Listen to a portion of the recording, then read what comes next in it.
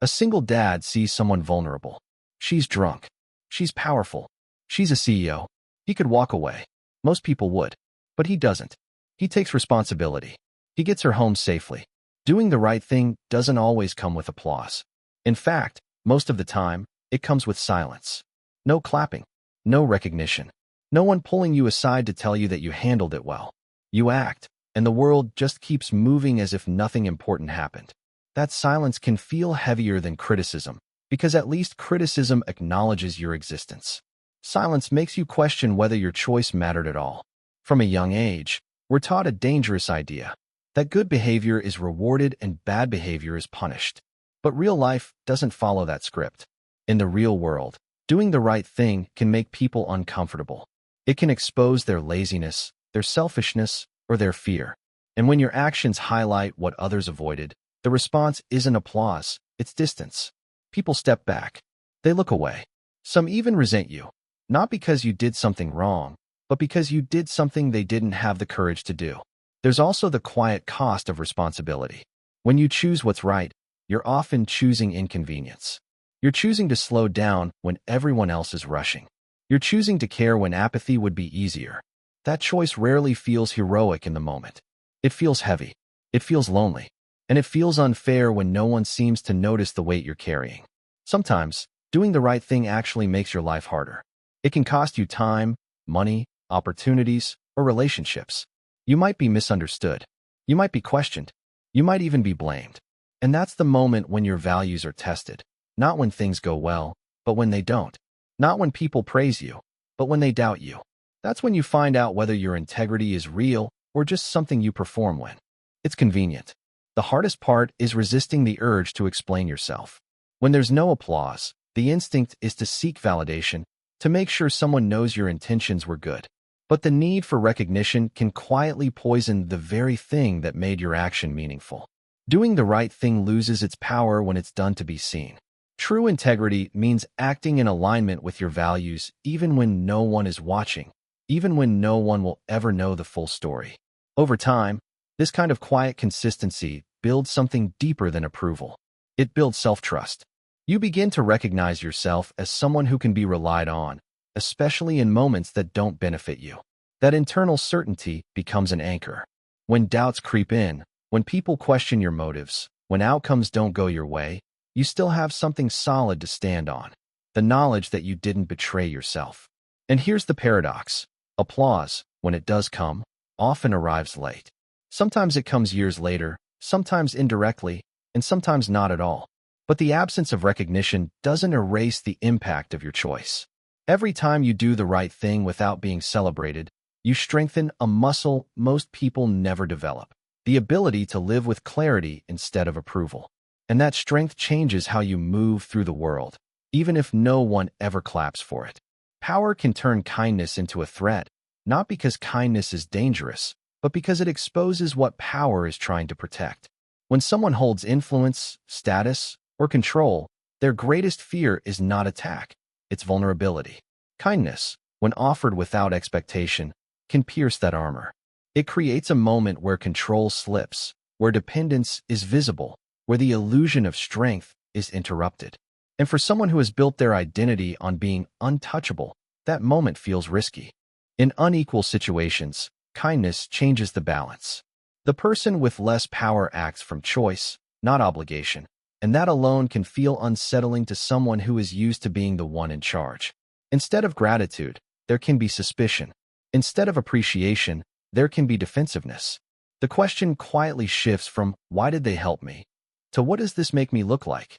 When power feels observed in a moment of weakness, it often reacts by tightening its grip. Kindness also creates a narrative problem for power. If someone in a dominant position is helped, protected, or treated with humanity when they were not at their best, it disrupts the story they tell about themselves. They are supposed to be competent, composed, in control. Kindness reveals that they needed someone, that someone else had the upper hand, even briefly. And for some people, that's intolerable. To restore their sense of authority, they may reframe the kindness as something else, an intrusion, a mistake, even a threat. This is where fear steps in. Fear of being judged, fear of being exposed, fear of losing credibility. Instead of sitting with that discomfort, power may choose to rewrite events in a way that restores dominance. Intentions get questioned, motives get twisted. The helpful act becomes suspicious, and the person who showed kindness becomes someone to watch, control, or discredit. It's not personal in the way it appears, it's protective, but the damage it causes is very real. The most unsettling part is that this transformation can happen quietly and quickly. One moment, kindness is accepted because it's needed. The next, it's resented because it's remembered. Power doesn't always lash out loudly. Sometimes it moves through policies, whispers, assumptions, and subtle shifts in tone. The kindness that once closed a gap becomes the reason distance is enforced. For the person who acted with care, this can feel confusing and unfair. The natural reaction is disbelief. How could something meant to help become something seen as dangerous? But this is the reality of power dynamics. Kindness challenges hierarchy by reminding everyone involved that, underneath titles and roles, people are still human. And not everyone is comfortable being seen that way. Understanding this doesn't mean withholding kindness. It means offering it with clarity, strength, and self-respect. It means knowing that your intentions may not control the outcome, especially when power feels threatened. Kindness is still worth choosing, even when it's misunderstood, because it reflects who you are, not who they are trying to protect themselves from. One false narrative can change everything, not because it's true, but because people often respond to stories faster than they respond to facts. A narrative doesn't need evidence to spread, it only needs emotion. Once a story takes hold, it begins to shape how every action is interpreted, how every word is heard, and how every silence is judged. Suddenly, reality bends around the story instead of the other way around. What makes a false narrative so powerful is how quickly it fills gaps. Most people don't have full information, and they're uncomfortable with uncertainty. A simple explanation, even a wrong one, feels better than admitting, "I don't know." So the narrative steps in, clean and convincing, and people accept it without asking questions. From that moment on, your actions are no longer seen as individual choices. They're seen as proof. Neutral behavior becomes suspicious. Silence becomes guilt. Defensiveness becomes confirmation. Once a false narrative is established, it changes how people treat you. Doors close without explanation. Conversations stop mid-sentence when you walk into the room. Decisions are made about you in spaces you're not invited into. And the most damaging part is that no one tells you what's happening. You're left reacting to consequences without understanding the accusation, which makes defending yourself feel impossible. The instinct is to fight back immediately, to correct the record, to explain every detail. But false narratives don't collapse under pressure. They often strengthen. The more desperate you sound, the more people assume there must be something to hide. This is the cruel paradox. The very urgency you feel to clear your name can make the story feel more believable to those already leaning toward it. False narratives also tend to borrow credibility from power. When the story is told by someone with influence, status, or authority, it gains weight before it gains truth. People trust the source, not the substance. Questioning the narrative feels risky, so silence spreads. And silence, in this context, is not neutral, it's agreement. Over time, the story hardens into what everyone knows, even if no one can point to where it started. What's most destabilizing is how a false narrative can fracture your sense of self. You begin to doubt your own memory, your own judgment, your own voice. You replay moments, searching for where things went wrong. You wonder if being misunderstood means you failed somehow. This internal erosion is often more damaging than the external consequences, because it shakes the foundation of your confidence. Yet the truth has a different rhythm than lies. It moves slower, but it endures. False narratives require constant reinforcement. Truth only requires consistency. When you stay grounded, when your actions don't change to chase perception, cracks begin to form. Not everyone will notice, and not everyone will admit they were wrong, but reality has a way of resurfacing. One false narrative can change everything in the short term. It can derail plans, relationships, and opportunities. But it doesn't get the final word unless you let it redefine who you are. The most powerful response isn't panic or performance, it's steadiness. Staying anchored in truth, even when the story around you is wrong, is how you survive long enough for reality to speak for itself. Don't over-explain your innocence. Because the moment you start trying too hard to prove who you are, you quietly hand over your power. Innocence isn't something that needs constant justification. When you know your truth, you don't chase belief, you allow it. Over-explaining often comes from fear, not from clarity, and fear has a way of making even the truth sound uncertain. When people feel accused, misunderstood, or judged, the natural instinct is to talk more, to add details, to give context, to fill every silence with reasons and logic. But excessive explanation doesn't create trust, it signals anxiety. It tells the listener that you're afraid of how you're being. There's also a subtle trap in over-explaining. You start responding to assumptions instead of facts. You try to correct things that were never actually said out loud. In doing so, you introduce ideas that might not have existed before. You end up defending against imaginary accusations, and that alone can raise suspicion. Silence, when used with intention, is often far more powerful than a rushed explanation. Over-explaining also drains you emotionally. Each attempt to be understood feels like another test you have to pass. You replay conversations, rewrite messages, and rehearse what you'll say next time. Your energy shifts from living your life to managing perceptions. And the more you do that, the more disconnected you become from your own sense of stability. You start measuring your worth by whether others are convinced, rather than by what you know to be true. There is strength in restraint. Speaking clearly, briefly, and honestly, then stopping, shows confidence. It tells people you respect yourself enough not to beg for validation. This doesn't mean being cold or dismissive. It means choosing your words with purpose and trusting that your consistency will speak louder than explanations ever could. People who are grounded don't feel the need to narrate every step they take. In situations where power dynamics are uneven, over-explaining can actually make things worse. Those with authority may interpret it as weakness or guilt, even when it's neither. They may feel more entitled to question, probe, or pressure you. Calm certainty disrupts that dynamic. It makes it harder for others to control the narrative when you refuse to unravel under it. Not everyone will believe you, and that's a hard truth to accept. Some people have already decided what they think, and no amount of explanation will change their minds.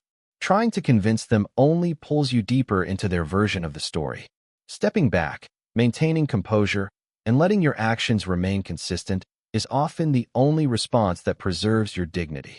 Don't over-explain your innocence because your life is not a courtroom, and not every misunderstanding deserves a defense.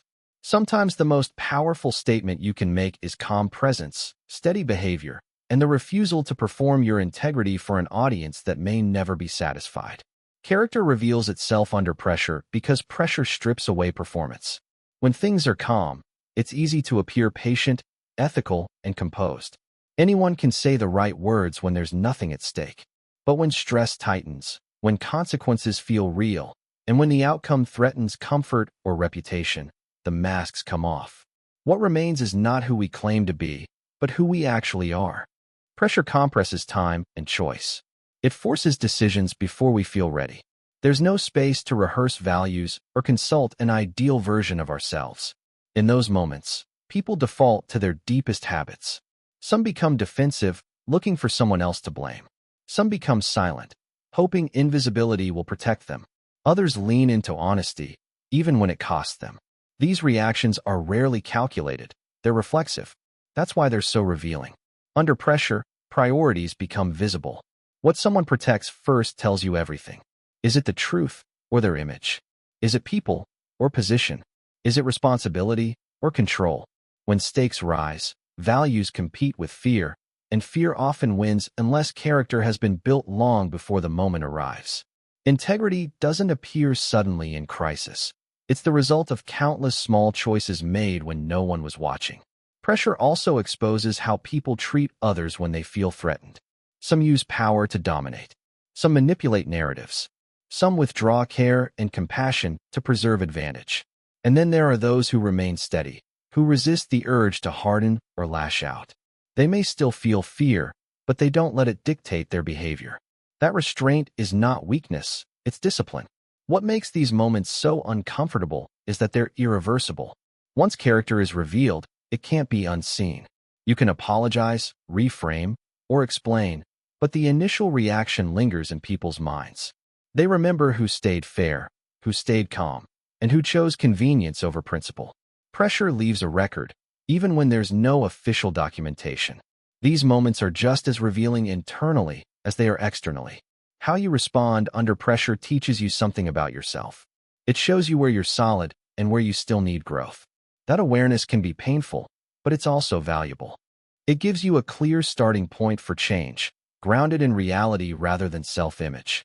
The people who earn trust over time are not the ones who never face pressure, but the ones whose behavior doesn't drastically change when they do. Consistency in difficulty builds credibility. It signals that your values aren't situational, that they don't depend on comfort or reward. Character reveals itself under pressure, not to punish, but to clarify. It shows the truth without decoration. And while you can't always control the pressure you face, you can decide, long before it arrives, what kind of person will show up when it does. Self-respect matters more than public opinion expanded this keynote of 500 words without any subheading and conclusion. Self-respect matters more than public opinion because public opinion is unstable, but self-respect is what you live with when the noise fades. People's judgments shift with mood, rumor, and convenience. One day you're admired, the next day you're questioned. If your sense of worth is tied to that fluctuation, you'll spend your life adjusting yourself to fit expectations that were never consistent to begin with. Public opinion is shaped by limited information. Most people see fragments of your life, not the full picture. They don't know your intentions, your private struggles, or the reasons behind your decisions. Yet those partial views often turn into confident conclusions. If you allow those conclusions to define you, you hand over authority to people who are missing most of the facts. Self-respect, on the other hand, is built from what you know to be true about your actions and your values. When public approval becomes the goal, compromise follows quietly. You soften your boundaries. You say yes when you mean no. You stay silent when something feels wrong. Not all at once, but gradually. Each small concession feels harmless, but over time, it creates a gap between who you are and who you present. That gap is where resentment and self-doubt grow. You may look accepted on the outside, but internally, you feel fractured. Self-respect acts as an internal compass. It guides decisions even when they're unpopular. It allows you to stand by a choice without needing it to be validated immediately. This doesn't mean you stop listening to others or refuse feedback. It means you filter feedback through your values instead of absorbing it blindly. You can acknowledge criticism without letting it erase your sense of self. There are moments when public opinion turns against you unfairly. Misunderstandings happen. Stories get distorted. In those moments, chasing approval can feel urgent, even necessary. But approval gained through panic is fragile. It demands constant maintenance. Self-respect offers something steadier. It lets you move slowly, speak carefully, and act consistently, trusting that your behavior will speak over time. Living with self-respect also changes how you experience success and failure. Praise feels good, but it doesn't define you. Criticism hurts, but it doesn't collapse you. You're less reactive, less defensive, and less tempted to perform for an audience. Your energy shifts from managing perception to maintaining alignment with yourself. People may misunderstand you. Some may never revise their opinions. Accepting that is difficult, but necessary. You can't control how others interpret your life, but you can control whether you abandon yourself in the process. Self-respect is choosing not to betray your values for temporary comfort. In the end, public opinion fades faster than you think. What remains is the relationship you have with yourself. Being able to look back at your choices without shame, knowing you acted with integrity even when it was uncomfortable, is a quiet strength that no amount of external approval can replace.